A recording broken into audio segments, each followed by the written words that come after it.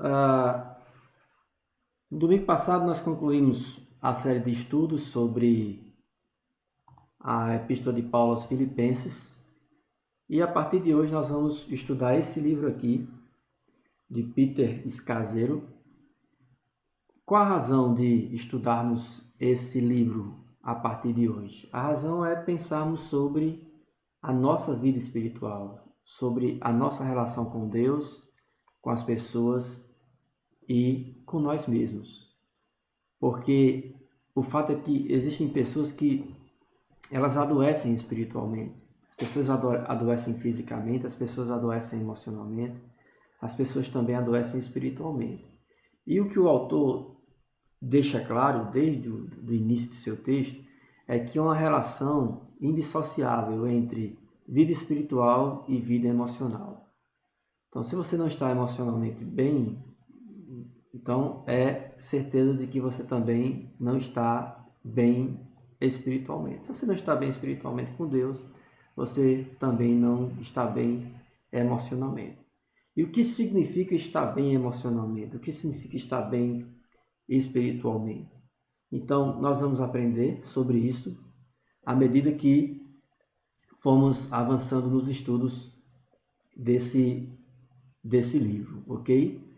Mas a ideia é nos aprofundar no aconselhamento bíblico. Então, no aconselhamento bíblico, nós vamos começar com esse autor aqui, mas posteriormente nós vamos consultar outros autores. Eu estou até com um livro aqui, dois livros aqui que deixa eu pegar aqui para mostrar para vocês que a gente pode posteriormente também se aprofundar. Aconselhamento Redentivo é outro livro muito bom de Vadislau Martins Gomes. Tem também esse livro aqui de Stuart Scott e Hugh Lambert, que é Aconselhando os Casos Difíceis. A gente tenciona também estudar algumas partes dele. E ainda tem outro livro que não está aqui, acho que o mundo que está lendo, né? Eu nem lembro o título agora, mas posteriormente a gente vai apresentar para vocês, tá certo?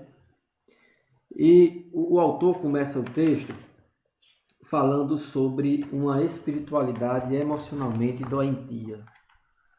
O que é uma espiritualidade emocionalmente doentia para esse autor? Então, a dinâmica hoje vai ser diferente, por quê? Porque nós vamos costurando as ideias juntos, né? Nós vamos, à medida que eu for apresentando aqui, eu também vou digitando algumas coisas para que todos possam acompanhar o raciocínio. Então vamos lá, o que nós podemos começar inicialmente a pensar? Vamos pensar sobre uma espiritualidade enferma. O que é uma espiritualidade enferma? O que caracteriza uma espiritualidade enferma? O autor ele indica alguns sintomas, digamos assim, sobre essa espiritualidade emocionalmente enferma. Ele fala de 10 sintomas. No capítulo 2 ele fala sobre isso, sobre os 10 primeiros sintomas da espiritualidade emocionalmente doentia. E esse vai ser o tema de hoje, os 10 sintomas de uma espiritualidade emocionalmente doentia. Vamos um por um. Primeiro sintoma, ele coloca, primeiro, usar Deus para fugir de Deus. Usar Deus para fugir de Deus. Como assim usar Deus para fugir de Deus? O que isso significa? Ele diz que algumas pessoas elas exploram a religiosidade para fugir de seus pecados, para fugir de seu desequilíbrio emocional, familiar. Ele dá alguns exemplos. Quando faço a obra de Deus para satisfazer a mim e não a Ele. Então, quando eu faço isso, eu estou fugindo de Deus. Quando eu faço a obra de Deus para satisfazer a mim e não a Ele. É quando você sente prazer naquilo que faz, você sente prazer em dar aula, na igreja, você sente prazer em tocar, em cantar, em discipular. Mas você faz isso não com a intenção de satisfazer a Deus, mas com a intenção de satisfazer a si mesmo. Ele diz que é um aspecto, é um exemplo de como as pessoas usam Deus para fugir de Deus. Outra coisa ele diz, quando faço coisas em seu nome, que ele nunca me pediu para fazer. Deus nunca pediu você para subir do monte, de madrugada no escuro, para passar uma vigília de oração como forma sacrificial, sacrifício de tolo às vezes. Deus não pediu você para que você passasse 30 dias sem comer, jejuando. Deus não pediu isso para você. Não, Deus me disse que eu deveria fazer isso. Às vezes, essas estratégias, elas escondem uma espiritualidade superficial, uma espiritualidade que não é verdadeira. Outra coisa ele diz, quando minhas orações são realmente sobre Deus fazer a minha vontade, sem submissão a dele. É quando nós oramos a Deus e nós afirmamos segundo a sua vontade, Senhor. Mas no fundo do nosso coração, o que a gente quer que aconteça é que a nossa vontade prevaleça sobre a vontade de Deus. Então, podemos usar até a oração como um meio de usar Deus para fugir de Deus. Ele diz ainda, quando eu demonstro comportamentos cristãos para que pessoas muito importantes pensem bem de mim, é quando você procura ser uma pessoa reta, não com a intenção primária de agradar a Deus, mas com a intenção primária de agradar os homens, de receber elogios, de receber reconhecimento. Então você procura ser um bom rapaz, uma boa moça, um bom profissional, um bom pai, um bom filho, com a intenção de receber algum crédito das pessoas, algum crédito, alguma glória das pessoas. Está usando Deus com a intenção de glorificar a si mesmo. Ele diz ainda, quando me concentro em certos pontos teológicos que dizem respeito a meus próprios temores e assuntos não resolvidos do que a verdade de Deus. É quando você faz da teologia um ídolo. Quando você se esconde por trás da teologia. Quando vive mergulhados em livros, na história da igreja, mas ignora o seu filho, a sua esposa, o seu vizinho, o seu colega de trabalho. Então, se esconde de Deus, estudando sobre Deus. É um paradoxo, né? Mas a teologia sem espiritualidade pode nos levar a isso. Quando uso a verdade dele para julgar e desvalorizar outras pessoas. É quando, inclusive, você é capaz até de citar versículos bíblicos. Opa, deixa eu voltar aqui. A pessoa tem de usar, inclusive citar versículos bíblicos com a intenção de condenar outras pessoas, com a intenção de desmerecer, desvalorizar outras pessoas.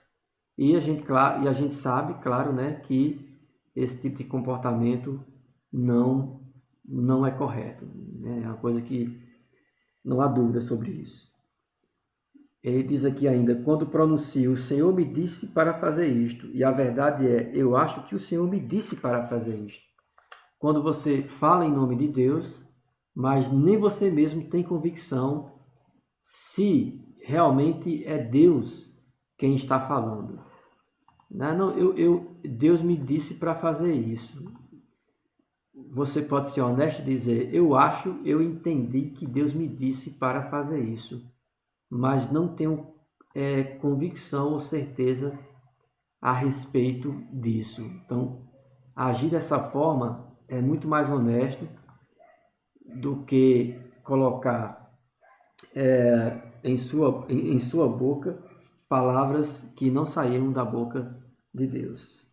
Ele ainda continua aqui nas desculpas de usar Deus para fugir de Deus.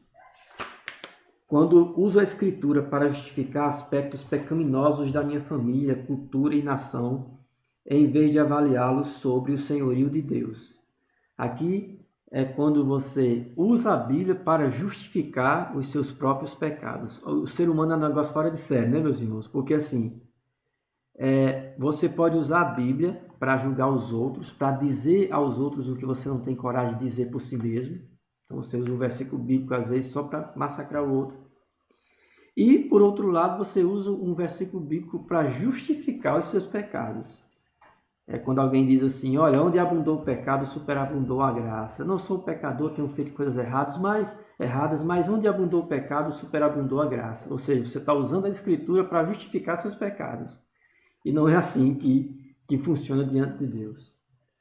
Quando me escondo atrás de conversas sobre Deus, desviando o holofote das minhas rachaduras interiores e tornando-me defensivo a respeito de minhas falhas. Quando você fala muito sobre Deus, com a intenção de desviar os holofotes de suas próprias falhas. Ou seja, ao invés de pensar-se como ser pecador que precisa corrigir falhas, você romantiza a Deus com a intenção de se esconder por trás desse romantismo. E ainda outro ponto que ele fala aqui, quando aplico verdades bíblicas de maneira seletiva para atender aos meus propósitos, mas evito situações que podem requerer que eu faça mudanças significativas da vida. Por exemplo, quando eu uso aquele versículo que fala sobre o perdão, né? Então, tu, ao deixar sua oferta e se saber se tem alguém que tem alguma coisa contra você, deixa sua oferta aqui, vai se reconciliar, depois venha e faça a sua oferta. Então, você pega esse texto e diz assim, não, eu tentei me reconciliar. Você foi conversar com essa pessoa e sua intenção não era se reconciliar, era se desfazer dela, era se livrar dela. Não, vou dizer ao pastor, vou dizer ao meu líder de ministério que eu tentei conversar, mas ela não quis resolver, então deixa para lá. Ou seja, não houve a intenção sincera de se reconciliar, mas sim de se livrar de um problema. E isso não é certo. É usar Deus para fugir de Deus. Amém? Até agora tudo bem? Os irmãos estão entendendo? Fiquem bem à vontade para fazer seus comentários no chat, tá certo? Vamos lá. Lembre que são 10 desculpas que são usadas aqui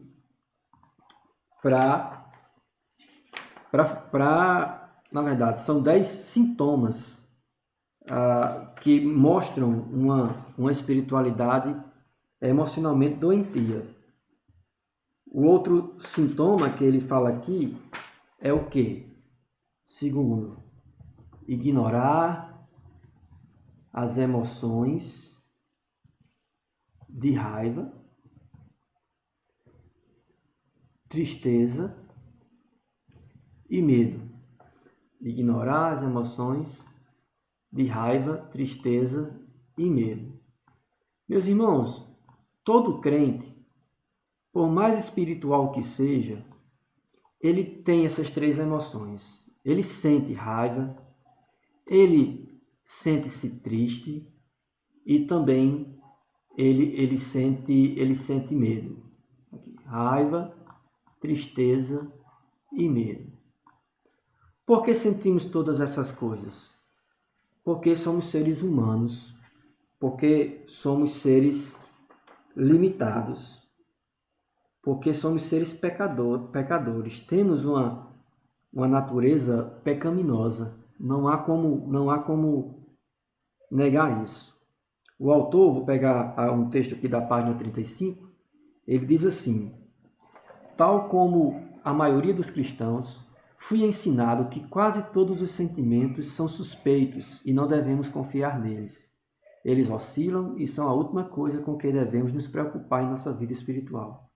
É verdade que alguns cristãos vivem no grau extremo, vivenciando seus sentimentos de uma forma prejudicial, não bíblica. Entretanto, é mais comum encontrar cristãos que não creem ter permissão para admitir seus sentimentos ou expressá-los abertamente.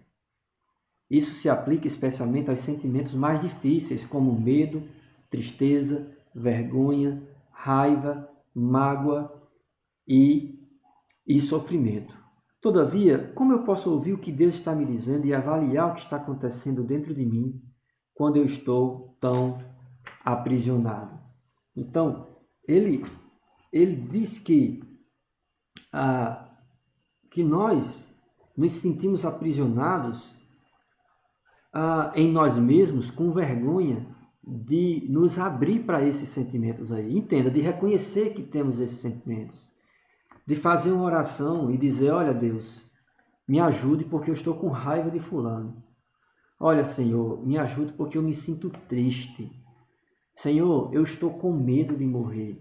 Então não há nenhum pecado em reconhecer esses sentimentos. O pecado é alimentar esses sentimentos. Aí sim, aí se você alimenta esses sentimentos, por exemplo, o sentimento da raiva, aí você com certeza vai amargurar o seu coração. Porque o que é que a Bíblia diz, por exemplo, a respeito da raiva? A Bíblia diz assim: irai-vos, mas não pequeis. Não se ponham o sol sobre a vossa ira. Mas a exortação é a de que é possível irar. Ou seja, é um dever a chamada ira santa, no sentido de você sentir raiva por aquilo que não é certo. Sentir raiva, sentir ira pela injustiça, pela blasfêmia, como aconteceu com Jesus quando estava lá no templo e viu as pessoas mercadejando a palavra. O texto é muito claro lá. Jesus ele se indignou, ele se irou a tal ponto, ele se irou até o ponto de fazer uma zorrague de cordas, né? Ele fez uma zorrague de cordas e saiu chicoteando todo mundo lá, né? Quer dizer, não chicoteando as pessoas, né? A gente entende. Mas o texto diz que ele derrubou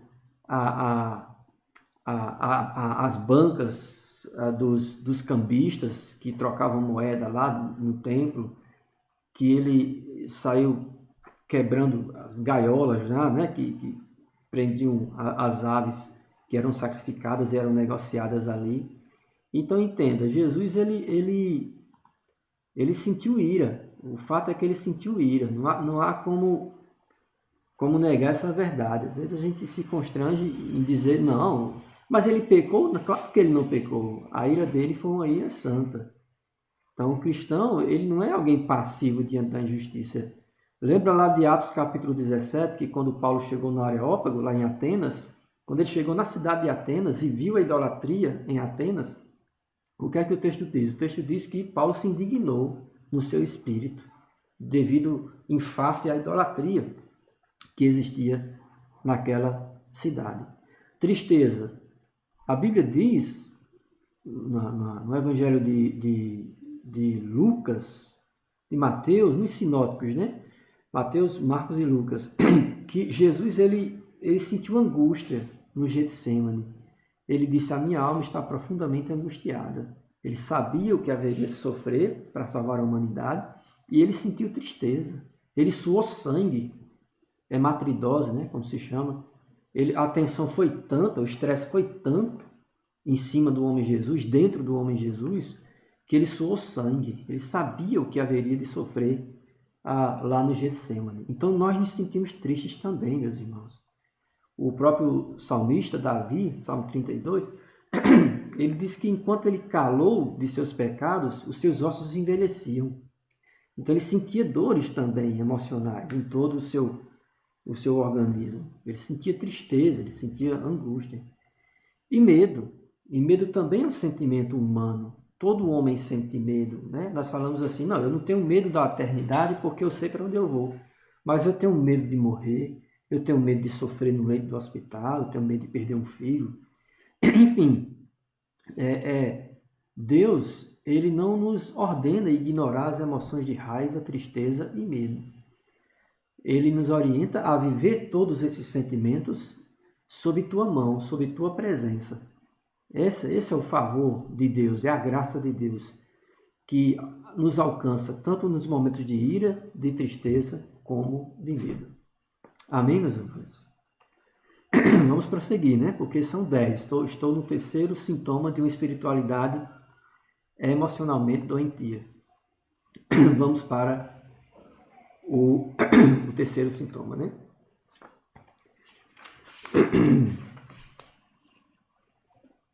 Terceiro sintoma, morrer para as coisas erradas. Morrer para as coisas erradas.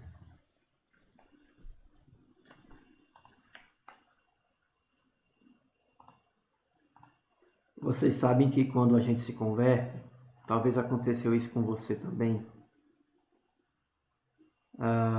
que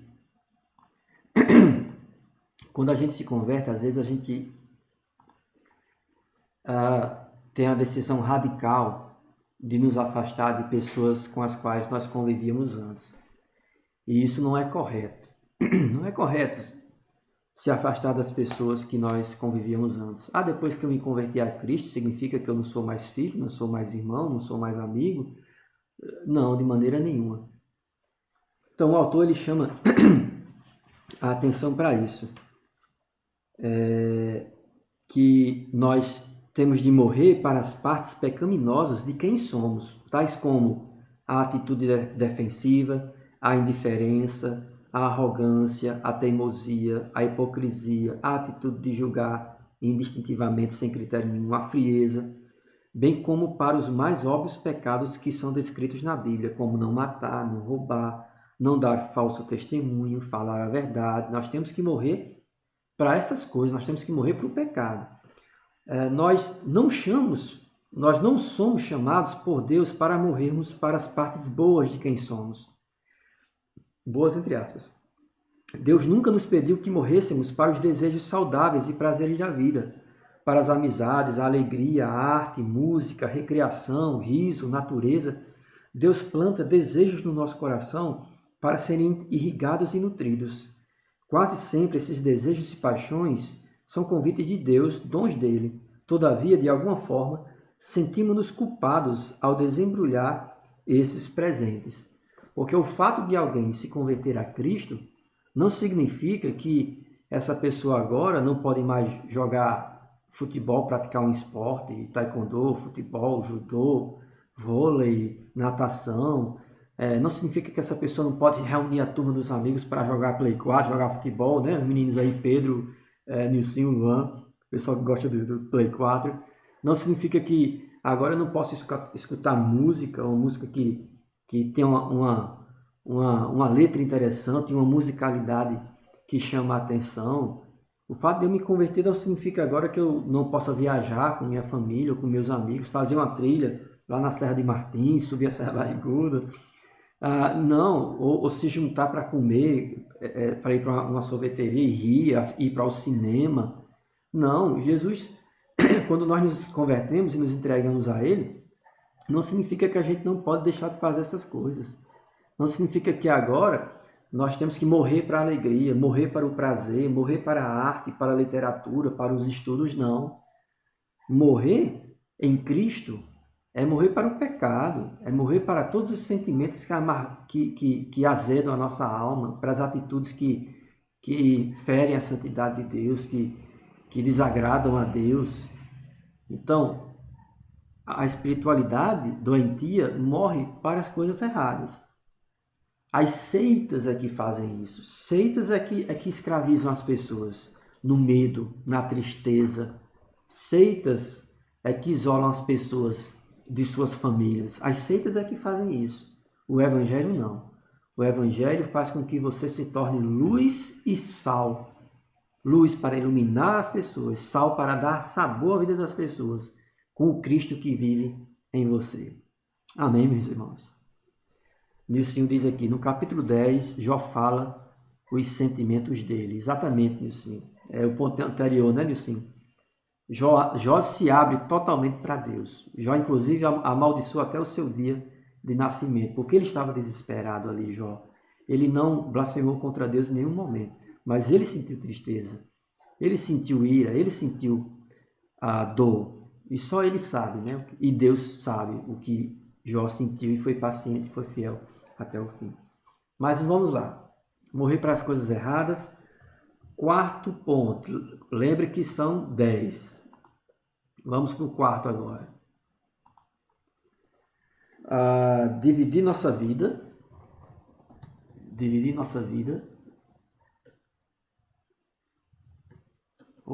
dividir nossa vida entre os compartimentos secular, já ouviu falar, né? Vida secular e vida sagrada. Dividir nossa vida entre os compartimentos secular e sagrado. Outro sintoma de uma vida emocionalmente doentia, uma vida espiritual ou emocionalmente doentia, podemos dizer assim. Dividir nossa vida entre os compartimentos secular e sagrado. Aqui diz respeito àquele comportamento onde as pessoas elas têm uma dupla personalidade. É quando a pessoa tem uma dupla personalidade, ou seja, na igreja ela é uma pessoa e fora da igreja ela é outra pessoa. E isso, meus irmãos, não está certo. Deus não se agrada dessa vida dupla. Deixa eu só ampliar um pouquinho a tela aqui para vocês. Deus não se agrada dessa vida dupla. Essa vida onde você é uma pessoa na igreja e outra pessoa fora da igreja. Não, Deus não se agrada. Tudo para um cristão é sagrado. Como eu gosto de dizer, qualquer lugar onde você colocar, você é um cristão, servo do Senhor Jesus Cristo, qualquer lugar onde você colocar os seus pés, ali é um lugar santo, ali é um templo. Por quê? Porque o templo não é o lugar, o templo é você. Os irmãos entendem isso? O templo somos nós. Deus habita em nós. Onde nós andarmos e estarmos, ali Deus deve ser representado. Nós somos embaixadores de Cristo e nós não devemos fugir dessa responsabilidade, dessa missão. Veja que o autor diz aqui: é muito fácil separar Deus para atividades cristãs em torno da igreja e nossas disciplinas espirituais, sem pensar nele em nosso casamento, na disciplina de nossos filhos, no gasto do nosso dinheiro, em nossa recreação ou até mesmo no estudo para com os exames. De acordo com as pesquisas, ele vai citar aqui uma pesquisa do Instituto Gallup de 2006, essa pesquisa, né? E esse Instituto Gallup ele fez uma pesquisa nos Estados Unidos, né? E os resultados foram horríveis, porque o que foi que se percebeu? Se percebeu que havia pouca distinção entre a vida cristã da vida daqueles que não se afirmavam religiosos ou não se afirmavam cristãos. Havia uma semelhança muito grande entre eles. É como se as pessoas tivessem um comportamento diferente dentro do templo ou na comunhão com os seus pares, com os irmãos, mas lá fora tivesse uma outra personalidade. É como se fossem outras pessoas lá fora. E isso não é correto de maneira nenhuma. Diz assim que as consequências dessa vida dupla entre o sagrado e o profano, as consequências em nosso testemunho de Jesus Cristo são incalculáveis, tanto para nós mesmos como para o mundo e ao nosso redor. Perdemos a alegria genuína da vida com Jesus Cristo, por Ele prometida. E o mundo observador balança a cabeça, né? Meneando a cabeça, nos censurando. Incrédulo de que possamos ser tão cegos a ponto de não enxergar a grande lacuna entre nossas palavras e nosso cotidiano. Então, o mundo espera o quê? O mínimo que o mundo espera, mesmo aquela pessoa que nem crente não tem crença nenhuma, mas o mínimo que aquela pessoa espera é que sejamos coerentes, que nós nos esforcemos para viver aquilo que afirmamos crer. Então, quem divide a vida entre secular e sagrado, santo e profano, está doente espiritualmente. Não há como dividir esses compartimentos. O que é que o apóstolo Paulo diz lá em 1 Coríntios 10:31? Quer comais, quer bebais, quer façais qualquer outra coisa, faça tudo para a glória de Deus. Tudo para a glória de Deus. Então, não há como dividir a vida cristã entre esses compartimentos. Se dividir na sua mente, é porque você está apresentando sintomas de uma espiritualidade emocionalmente doentia. Vamos lá. Sexto sintoma de uma espiritualidade doentia. Sexto, fazer para Deus em vez de estar com Deus. Fazer para Deus em vez de estar com Deus. Quando nós olhamos para esse sintoma aqui, o que é que a gente percebe logo de cara? Aliás, o que nós lembramos logo de cara? Lembramos da relação entre Marta e Maria. Né? O texto diz que Marta e Maria, elas receberam Jesus em casa, enquanto Maria quedava-se aos pés do Senhor Jesus Cristo, Marta estava ocupada, tentando servir, né? Cozinhar, enfim. Imagino isso, servir água, cuidar bem dos hóspedes. Mas o que é que Jesus faz? Porque Marta, naquela agonia dela, ela inclusive censura Jesus. Jesus, o Senhor não se incomoda de que minha irmã fique aí sentada aos seus pés enquanto eu fico aqui de um lado para o outro tentando servir vocês?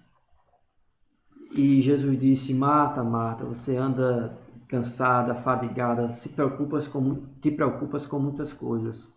Maria, tua irmã, escolheu a melhor coisa. E qual era a melhor coisa? Qual a melhor parte que Maria escolheu? A melhor parte é estar com Deus, é ouvir a Deus, é falar com Deus, ouvir a Deus pela palavra, como esse momento estamos vivendo aqui, e falar com Deus por meio da oração.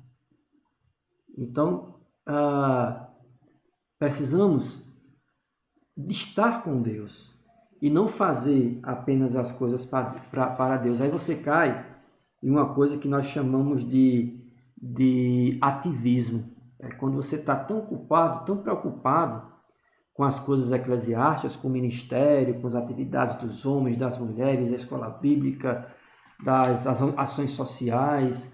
É tanta coisa para fazer que você não tem tempo para falar com Deus. Ou seja, você esquece de falar com Deus. Você faz tanta coisa para Deus, mas esquece de falar com Deus. Isso é um sintoma de alguém que está espiritualmente doente. Se torna um religioso. Né? É aquela pessoa que cumpre todas as tarefas religiosas, mas não fala com Deus. Eu me lembrei agora de um testemunho de um pastor lá de Mossoró. Ele disse que tinha ele estava numa escola bíblica dominical no interior de São Paulo. Aí esse pastor, na escola bíblica, ele estudando sobre conversão, sobre novo nascimento, aí ele chegou no domingo pela manhã e fez uma revelação bombástica. Qual foi a revelação bombástica? Ele disse assim: meus irmãos, eu tenho uma coisa muito séria para dizer, e por isso que hoje é meu último momento como pastor aqui da Igreja Batista. Porque eu estou muito curioso o que foi que aconteceu, que pecado foi esse? Aí ele disse: olha, eu estudando a palavra de Deus ontem, eu me vi como alguém não convertido. Então, como assim? O senhor é um pastor, como assim alguém não convertido? E ele dizendo que nasceu na família cristã, ele se habituou com a vida eclesiástica, o ministério pastoral ele abraçou mais como uma profissão do que como um ministério, do que uma vocação. O pai dele era pastor, então alimentou ele com isso, e ele no fundo não queria, dizia isso para o pai que não queria, mas fazia parte daquela família ali, daquela autarquia ali, religiosa, e ele foi honesto, né, muito corajoso em dizer: olha, eu estou deixando porque eu me converti ontem, estudando a Bíblia. Então, eu preciso ser um crente, eu preciso ser um crente de verdade, voltar ao banco. Com essa ilustração, os irmãos estão entendendo o que eu quero dizer, né? Você prega bem, ensina bem, você toca bem, canta bem na igreja, você tem versículos decorados, mas você não está com Deus. Você faz as coisas para a religião, e às vezes não é nem para Deus, faz as coisas para a religião, mas não tem comunhão com Deus. Professa a Deus com a boca, mas o nega no seu coração, na sua mente e também em suas atitudes. Então isso é um sintoma, outro sintoma de uma espiritualidade emocionalmente doentia. São 10. Vamos para o sétimo sintoma sobre essa espiritualidade emocionalmente doentia ou emocionalmente enferma. Esse aqui eu achei muito interessante.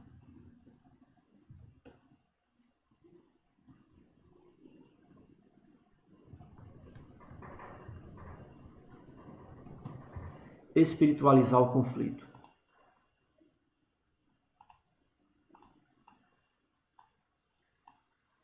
Podem colocar seus comentários aqui, viu?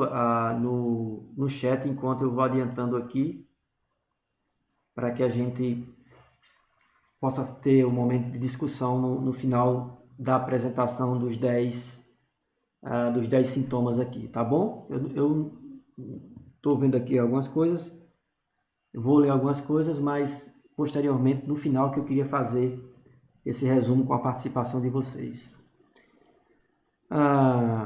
Inclusive, Daniel está dizendo aqui que dessa forma, né, dessa forma aqui anterior, não há relacionamento com Deus, né? Fazer para Deus em vez de estar com Deus. Há relacionamento com a igreja, há relacionamento com a religiosidade, mas não há relacionamento com Deus dessa forma. E esse sétimo sintoma aqui, espiritualizar o conflito. Meus irmãos, como eu disse, todos nós somos pecadores. Todos nós somos pecadores. É aquela ilustração do porco-espinho, né? Quando nós nos encostamos uns nos outros, né? Nós nos aquecemos no frio, ao mesmo tempo que nós nos espetamos. Eu gosto muito dessa ilustração, porque descreve bem o que é o ser humano. O ser humano ele precisa estar próximo do outro para se sentir aquecido em situações de frio, mas ao mesmo tempo, quando a gente se aproxima do outro, a gente espeta o outro com nossos espinhos. Sabe, com o nosso temperamento explosivo, com a nossa língua solta, com a inveja, o orgulho, a malícia, a natureza pecaminosa entre nós, dentro de nós e entre nós. Aliás, dentro de nós, né? Entre nós tem o inimigo que nos assedia e tenta alimentar essa natureza pecaminosa. Veja o que o autor diz aqui sobre espiritualizar o conflito. Ninguém gosta de conflito. Todavia, conflitos estão por toda parte. Tribunais, locais de trabalho, salas de aula, bairro, casamentos, criação de filhos, amizades próximas, ações ou palavras inadequadas contra nós. Mas acredita-se que suavizar os desentendimentos ou varrê-los para debaixo do tapete é seguir Jesus. E esse continua a ser um dos mitos mais destrutivos vivos na igreja hoje. Por essa razão, igrejas, pequenos grupos, equipes de ministério, denominações e comunidades continuam a sofrer a dor de conflitos não resolvidos. Meus irmãos, o cristão ele não é passivo, ele é gente, ele tem temperamento, ele tem opinião. Nós temos opinião. E essas diferenças de opiniões geram conflitos. Só que o que é que acontece? Acontece às vezes que nós negamos conflitos, como ele diz aqui, nós varremos para debaixo do tapete muitos problemas de relacionamento com a intenção de solucionar esses problemas, com a intenção de ter paz. É como diz aquele ditado, é melhor ter paz do que ter razão. Eu penso que em algumas situações sim, mas não significa em todas as situações.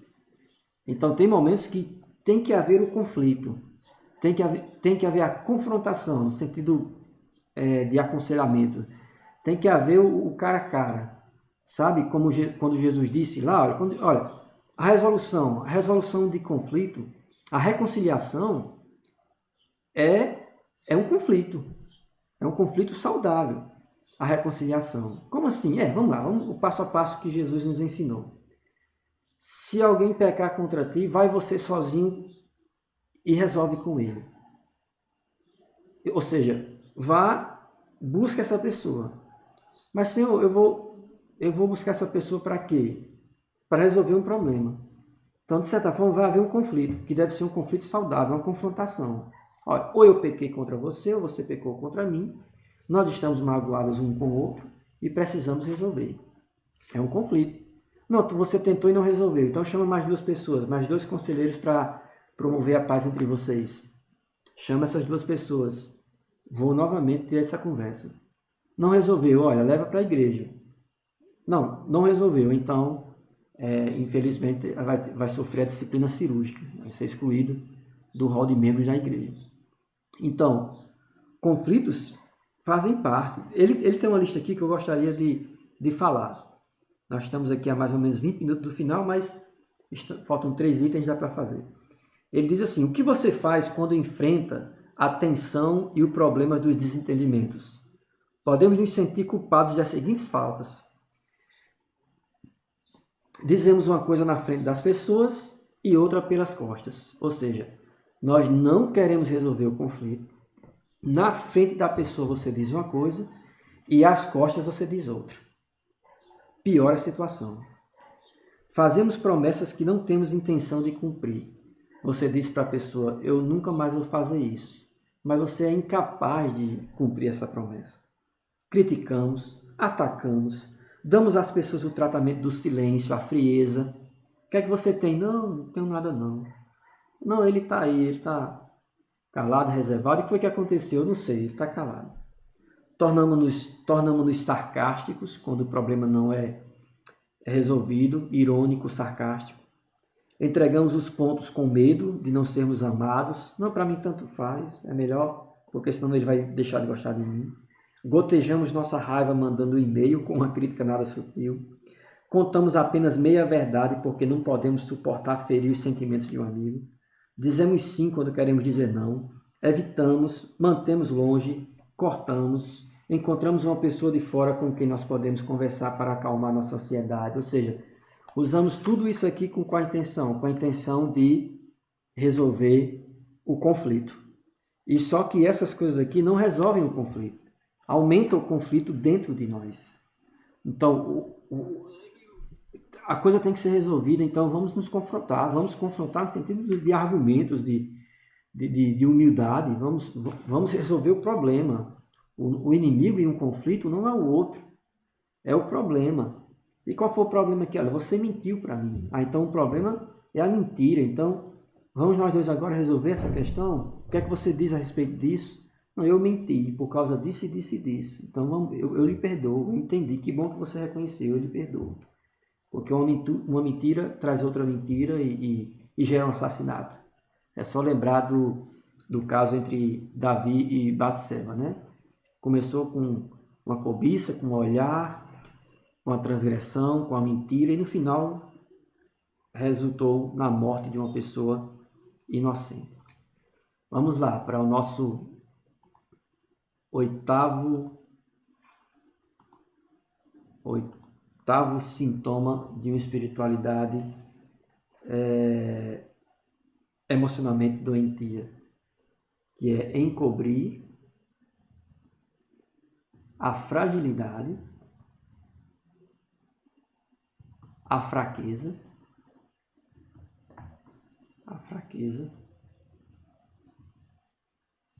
e o fracasso. Encobrir a fragilidade, a fraqueza e o fracasso. Meus queridos, nós somos frágeis, nós somos fracos e também nós fracassamos. Isso aqui é uma coisa que você não tem que negar isso. Nós falhamos, nós sofremos, nós somos limitados. O autor ele fez uma lista aqui muito interessante que eu queria ler para vocês. Ele diz assim: a Bíblia não esconde as falhas e fraquezas de seus heróis. Moisés foi um assassino. A esposa de Oséias foi uma prostituta. Pedro censurou Deus. Noé se embebedou. Jonas foi um racista. Jacó mentiu. João Marcos abandonou Paulo. Elias escutou-se emocionalmente. Jeremias era deprimido e tinha pensamentos suicidas. Tomé duvidou. Moisés era temperamental. Timóteo tinha úlceras. E todas essas pessoas mandaram a mesma mensagem, que todo ser humano na Terra, independentemente de seus dons e forças, é fraco, vulnerável e dependente de Deus e de outras pessoas. Durante anos eu constatei o desempenho extraordinário de pessoas extraordinariamente dotadas nas artes, nos esportes, na liderança, na política, nos negócios, no meio acadêmico, no cuidado dos filhos ou na igreja. E quis saber se de alguma forma elas não eram tão incompletas quanto o restante de nós. Agora sei que eram. Todos nós somos profundamente falhos e incompletos. Não há exceções. Não há exceções. Alguém discorda disso? Não. Não há exceções. Todos. Quando você olha para Davi, por exemplo, eu acho tão interessante o rei Davi, o poeta Davi, que Davi, ele não esconde suas falhas. Ele escondeu, né, até que o profeta Natan revelou o pecado dele. Mas nos salmos, os salmos de arrependimento especialmente, Davi ele se desnuda diante de Deus. Ele se mostra como alguém realmente pecador, como alguém que mentiu, como alguém que pecou contra Deus. O Salmo 51 é um salmo maravilhoso. É o salmo de um homem segundo o coração de Deus, arrependido. Um homem que fez muitas besteiras na vida. Então, meus queridos, nós temos fragilidades, fraquezas e nós fracassamos. E quando se é uma pessoa muito orgulhosa e quando se cai, aquele ditado é muito verdadeiro, né? Quanto maior uma pessoa se acha, maior será a queda. O Davi, ou é o Salomão, diz assim que a ruína, o orgulho precede a ruína. Então, primeiro a pessoa se orgulha para depois se arruinar. Não. Essa mentalidade doentia, religiosa, diz assim, não, Deus colocou você por cabeça e não por cauda. Em Cristo você pode todas as coisas. Em Cristo você é mais que vencedor. E as pessoas pegam esses textos fora de seus contextos e criam uma imagem irreal sobre si mesmas. O fato é que todo pecador, todo ser humano, tem tudo isso aqui. Então, assim, todos nós. Não há um bom, nem um sequer, meus queridos. Se houvesse um bom, então a graça de Deus não seria necessária. Se houvesse um bom, a graça de Deus não seria necessária. Os irmãos acreditam nisso? É porque somos pecadores, é porque somos limitados, que precisamos de um Salvador, que precisamos de um amparo, que precisamos de um sumo pastor para cuidar de cada um de nós. Amém? Vamos para o nosso nono sintoma. Estamos concluindo. Pertinho. Viver sem limites.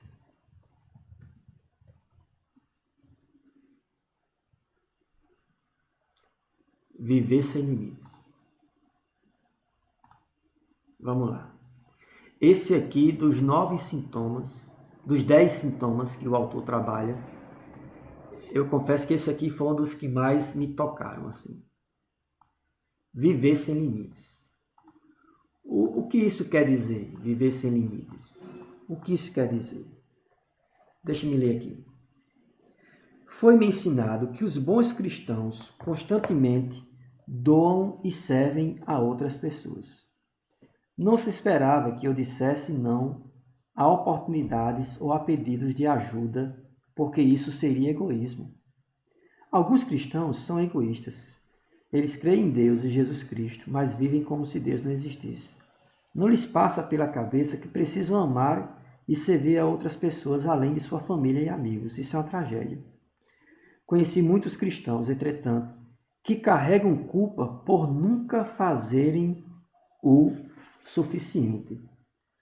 Cristãos que eles se sentem culpados porque eles acham que sempre estão devendo a Deus. Eles dizem, olha, eu poderia ter feito algo mais, eu poderia ter feito mais, pastor, para salvar a vida daquela pessoa, para evangelizar aquela pessoa que morreu sem Cristo. Eu poderia ter feito mais, eu ia lá todos os dias, mas eu poderia ter feito mais, eu deveria ter ido morar lá, armar uma barraca lá e evangelizar todos os dias, continuamente. Meus irmãos, nós não, nós somos limitados, meus queridos, nós somos, nem Cristo, meus queridos, nem Cristo fez todas as coisas, sabe? Nem Cristo fez todas as coisas. Se eu pegar um texto aqui, tá aqui, ó. Jesus foi exemplo disso para nós, como ser humano, plenamente Deus, todavia plenamente humano. Ele não curou todos os enfermos da Palestina, ele não ressuscitou todas as pessoas, não alimentou todos os famintos, nem fundou centros de desenvolvimento para os pobres de Jerusalém. Ele não fez isso e não deveríamos achar que precisamos fazer, mas de alguma forma nós acreditamos nisso, porque não cuidamos adequadamente de nós mesmos. Porque tantos cristãos, junto com o restante da nossa cultura, são tão frenéticos, exaustos, sobrecarregados e apressados? Poucos cristãos associam o amor por si mesmos ao amor pelos outros. Infelizmente, muitos creem que cuidar de si próprio é pecado, é um psicologismo do Evangelho, uma apropriação de nossa cultura egocêntrica. Eu mesmo criei nisso durante anos. Então, ele vai falar aqui que o Cristo ele não fez todas as coisas e nós não podemos fazer todas as coisas. Ah, pastor, o papel da igreja é aniquilar a fome do mundo. O papel da igreja é acabar com a desigualdade social. A função da igreja é acabar exterminar a corrupção no Brasil, a corrupção política. A função da igreja é que nenhum se perca, é educar todas as crianças do nosso país. Nós temos que fazer isso, nós temos que saciar a fome das pessoas que passam necessidade aqui na nossa cidade, em Alexandria, em Mossoró, enfim, onde você assiste esse vídeo. Não, meus irmãos. Há limites, nós somos humanos.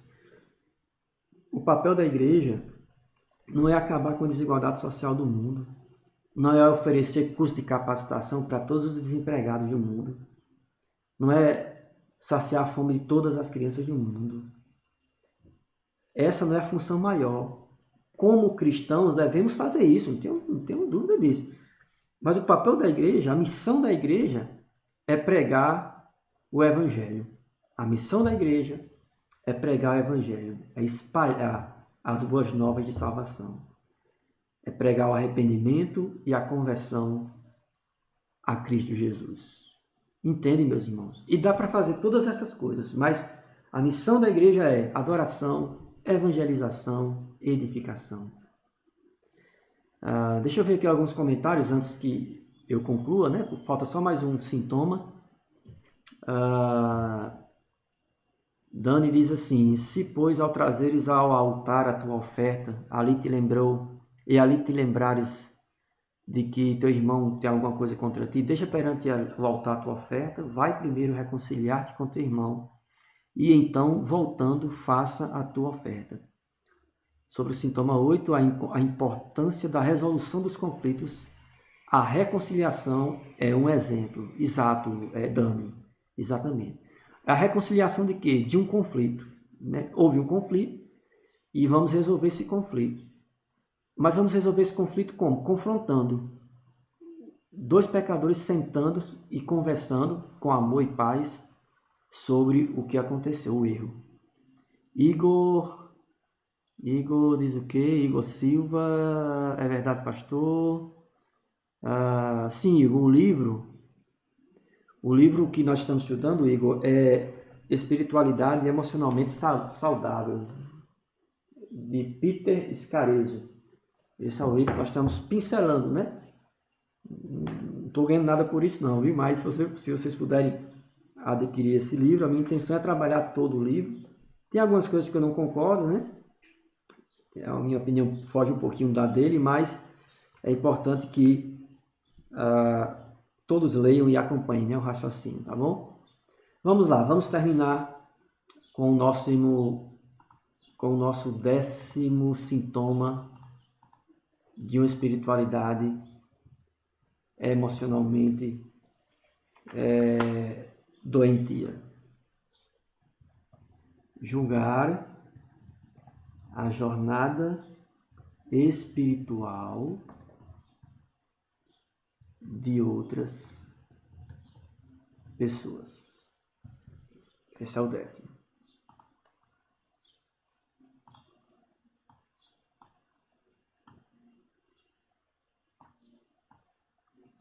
Julgar, vou botar o ponto aqui no lugar da vírgula, julgar a jornada espiritual de outras pessoas.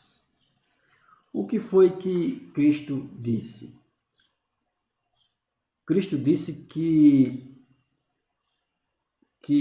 antes de tirar o argueiro que está no olho do meu irmão, eu tenho que primeiro tirar a trave que existe no meu. O autor diz assim: Jesus disse que a menos que primeiro eu tire a trave do meu olho, sabendo que tenho enormes pontos de cegueira, estou em perigo. Devo enxergar o extenso dano que o pecado fez a cada parte que me compõe, emoção, intelecto, corpo, vontade e espírito, antes de tentar remover o cisco do olho do meu irmão. Uma pessoa que vive olhando para as outras pessoas, olhando para o cabelo do outro, a roupa do outro, a maneira que a pessoa, o lugar que a pessoa senta no banco da igreja, se a pessoa bate palma, se não bate palma, se a pessoa aperta a mão ou não aperta a mão, se a pessoa abraça ou não abraça, se a pessoa vende tênis ou de sapato para a igreja, ou vende gravata, ou vende camisa polo, enfim, é um sintoma de alguém doente. E essa doença poderia ser chamada de farisaísmo. Os fariseus é que faziam isso.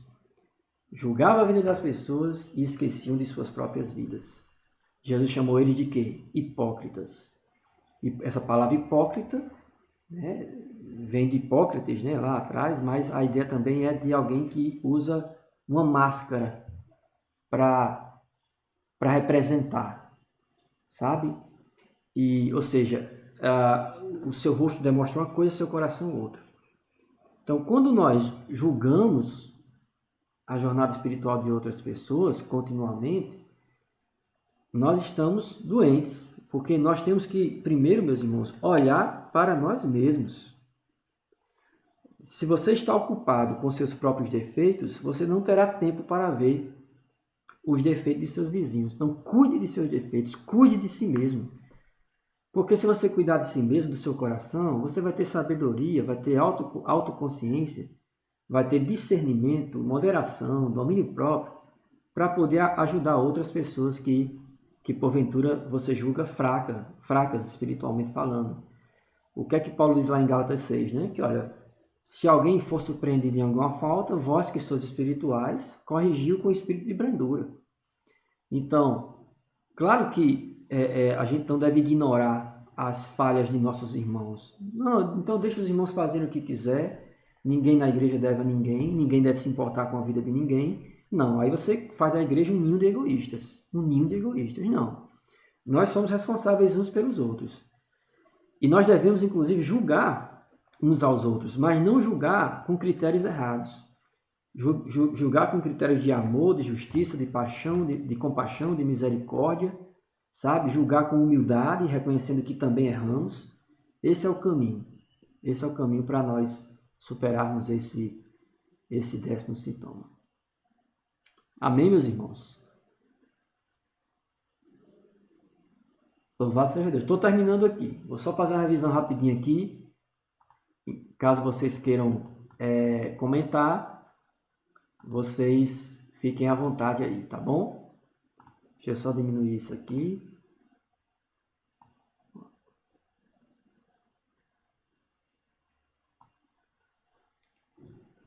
Então vamos lá. Pessoal que não pegou o raciocínio desde o início, o que é que nós estamos estudando? Nós estamos estudando sobre o livro Espiritualidade Emocionalmente Saudável, de Peter Scazzero. Estamos estudando sobre esse livro e a nossa intenção é o quê? A nossa intenção é, a partir de hoje, né? Hoje é a introdução, nós temos uma série de estudos sobre aconselhamento bíblico para a vida cristã, na verdade para a vida de maneira geral. Estamos começando hoje e à medida que formos avançando, com certeza nós vamos consultar outros livros, mas inicialmente o livro que é o texto base é esse aqui. Não sei se dá para vocês verem aí. Deixa eu passar um pouquinho aqui. Tá aqui, deixa eu encaixar aqui. Pronto. Esse livro aqui, Espiritualidade Emocionalmente Saudável. Né? Tem esse livro aqui, que é o texto base. Tem esse caderno aqui que eu nem usei hoje, provavelmente próximo domingo eu use, que é o livro de atividades, né? O guia de estudos. Nós vamos começar, começamos hoje, mas nós vamos prosseguir. Vamos lá, vamos ver o que é que vocês colocaram aqui. Igor disse assim, discernir é diferente de julgar. Assim, não, viu, Igor? Discernir não é diferente de julgar. Discernir é julgar segundo a reta justiça. Discernir é o quê? É separar o certo do errado, o bem do mal, a atitude correta da atitude incorreta. É discernir. Discernir é julgar. O pecado não está em julgar. Quando Jesus disse lá em Mateus capítulo 7, versículo 1 em diante, quando ele diz assim, não julgueis para não seres julgados, ele não estava condenando qualquer tipo de julgamento. Ele estava condenando o julgamento que era utilizado, o juízo utilizado pelos fariseus. Ele estava condenando o critério do julgar que os fariseus usavam naquele período. Por quê? Porque os fariseus e a cultura em geral julgavam pela aparência. É tanto que lá em João 7,24, foi que Jesus diz? Jesus diz, olha, não julgueis segundo a aparência, mas julgai segundo a reta justiça. Paulo diz, por exemplo, que nós devemos ser criteriosos em tudo. Paulo diz que nós devemos discernir os espíritos, se procedem de Deus ou não. Então, o cristão, ele julga sim, mas ele julga com o critério correto. E qual é o critério correto? A vontade de Deus. Então, se o que aquela pessoa está fazendo não está coerente com o que Deus ensina em sua palavra, o que aquela pessoa está fazendo é algo errado. Nós julgamos como algo errado. Mas você julga que é errado por quê? Por que você diz que é errado esse comportamento? Porque a palavra de Deus diz. Então, quando a palavra de Deus diz assim, que nós não devemos mentir uns aos outros, e eu vejo uma pessoa mentindo, eu julgo que aquela pessoa errou. Mas por que você julga? Porque a Bíblia diz que mentira é uma transgressão. E nós julgamos nós julgamos a nós mesmos e aos outros com o critério da palavra. Agora, claro, nosso julgamento não é um julgamento de exclusão, de aquela censura maliciosa e má.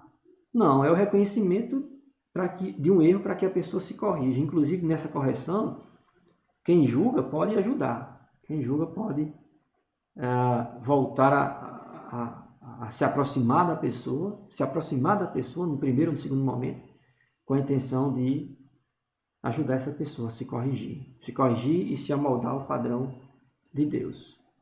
Entende, Igor? Não sei se caiu a internet, não sei se deu para pegar essa explicação sobre o julgar. Mais alguma coisa, irmãos? Estamos concluindo. Hoje à noite quem vai estar conosco é o missionário Sebastião, que serve a Deus ali na Igreja Batista em Governador de Serra Rosada. Que os irmãos possam nos acompanhar. Ele vai falar sobre missões e eu espero que os irmãos estejam conosco nos acompanhando. O nosso culto, pessoal que não conhece a Igreja Batista em Alexandria, o nosso culto está sendo transmitido pelo Instagram, arroba igrejabatista.ale. Começa às 19h30.